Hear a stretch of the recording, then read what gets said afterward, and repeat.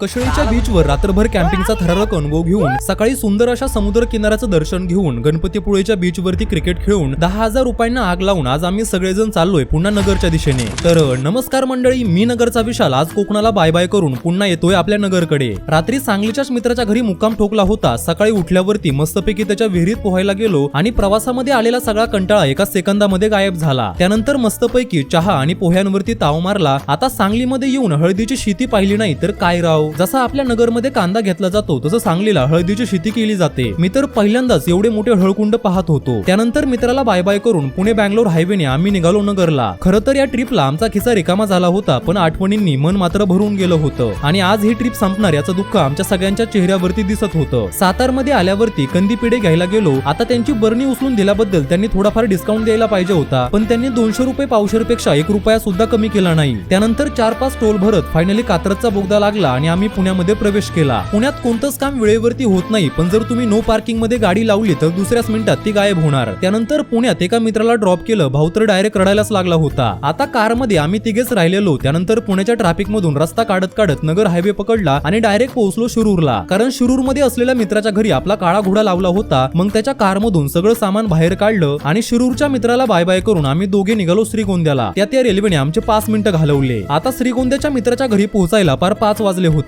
त्याच्या घरी आपले काही फॅन्स भेटले, त्यांच्यासोबत फोटो काढून मित्राच्या द्राक्षाच्या बागेत गेलो। नाही म्हणता त्याने पार पिशवी भरून द्राक्ष दिले। त्यानंतर त्याला सुद्धा बाय बाय केलं आणि आता या ट्रिप मध्ये मी एकटाच राहिलेलो। 5 जण सोबत मिळून आम्ही कोकणात गेलेलो, पण सगळ्यांना ड्रॉप करत करत आता शेवटी मीच मला माझ्या घरी ड्रॉप करणार। मित्रांसोबत एवढा प्रवास करायला काहीच वाटलं नाही, मात्र एकट्याला 10 किलोमीटर जायचं सुद्धा जीवावरती आलं होतं।